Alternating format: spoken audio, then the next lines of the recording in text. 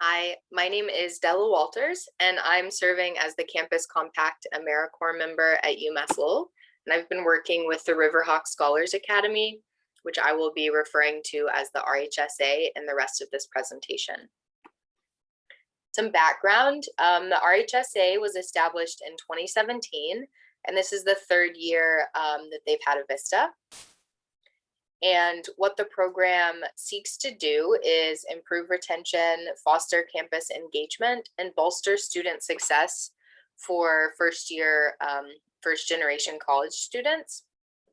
And just looking at UMass Lowell at large, about 41% of all undergraduate students are first generation college students. So a program like this is particularly necessary at this institution. And then looking specifically at our RHSA population, it's primarily composed of first generation students who are low income and students of color. And so in this chart, you can just see how the racial and ethnic makeup of our RHSA cohort and the first year student population at large compare.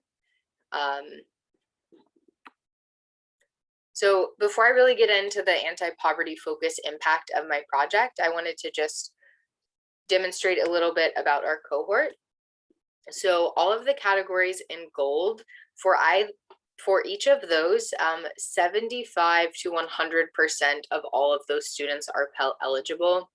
And then for our green bars, about 10 to 15% of students in those are Pell eligible, and then our blue bars are the only bars that have students who are not Pell eligible. So that just kind of paints a picture of kind of the income of our students.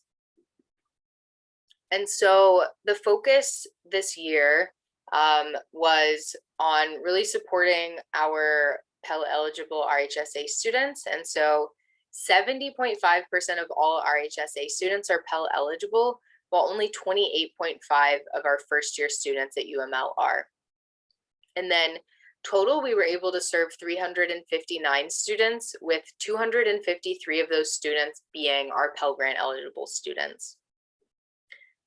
Over the course of the year, a total of $247,000 in cash resources, and then 4,324 in-kind resources were either generated or leveraged by the VISTA.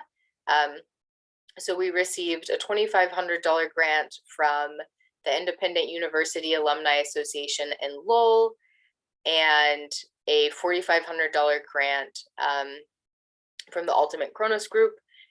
We received a $100,000 grant this year as a result of work done by the previous VISTA. And then as a result of my work, we received a $100,000 grant from the Cummings Foundation. And in addition to the cash and in-kind resources, we were also able to leverage 573 service hours that were given by our community volunteers. And so as far as the capacity building impact goes, some of the things I was able to do during my time at my host site were help develop and pilot First to Launch, our new 6-week summer bridge program. I was able to expand our 2 professional mentoring programs, increasing number of students served, and also helping develop sustainable program curriculum that utilizes campus partners and volunteers.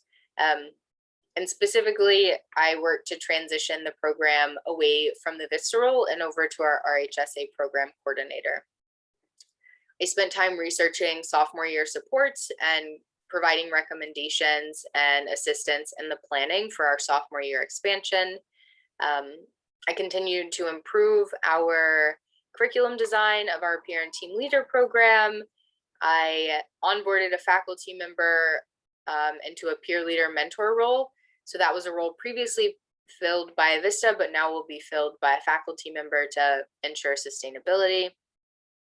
I supported the piloting of our faculty advocate program, which has the goal of building connections between first generation students and faculty to further support success and belonging. I further refined data collection measures and evaluation processes created by our previous Vista. And then I onboarded and helped manage RHSA's volunteer academic coach for this year. And so the impact that COVID-19 had on our project was pretty significant. It required me to spend some time focusing on helping RHSA navigate student support during the pandemic.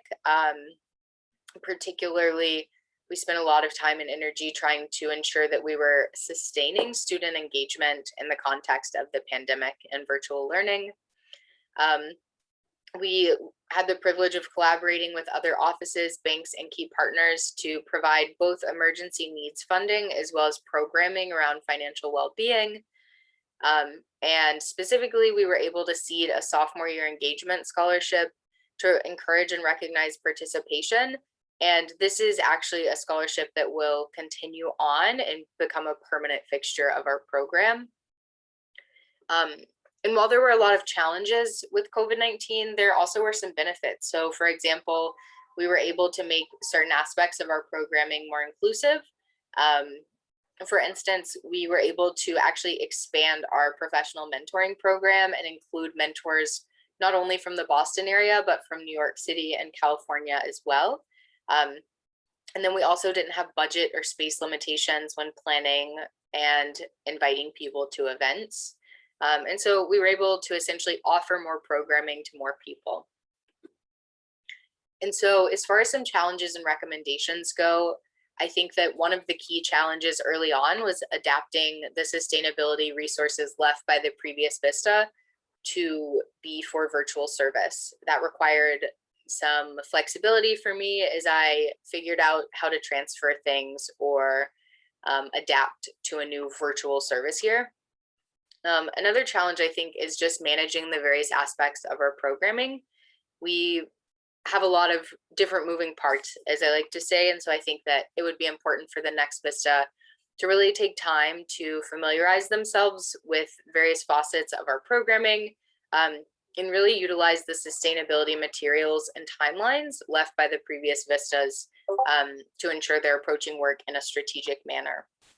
And then the final challenge, I think, is just limited resources. And that was a challenge before the pandemic, but for most people in higher ed was exacerbated by the pandemic. And so I recommend continuing to really utilize campus partners and other volunteers to execute programming while continuing to put a lot of focus on generating resources. And so some future directions, I think that the next Vista should draw on knowledge gained from our pilot year of First to Launch to create a permanent summer bridge program and develop permanent curriculum and structures. I think that designing, implementing, and evaluating the sophomore year programming as part of RHSA's expansion into a multi-year program will be a key project for the incoming Vista. I think the development of RHSA's Pathways to Employment initiative is another thing that will need a lot of time and attention, but will be a great pathway for RHSA to develop into a 3-year program. I think that post-pandemic, returning to the objective of launching our RHSA Living Learning Community is a great route. And then I suggest leveraging the part-time academic coach position that has recently been created to bolster student outreach and support efforts.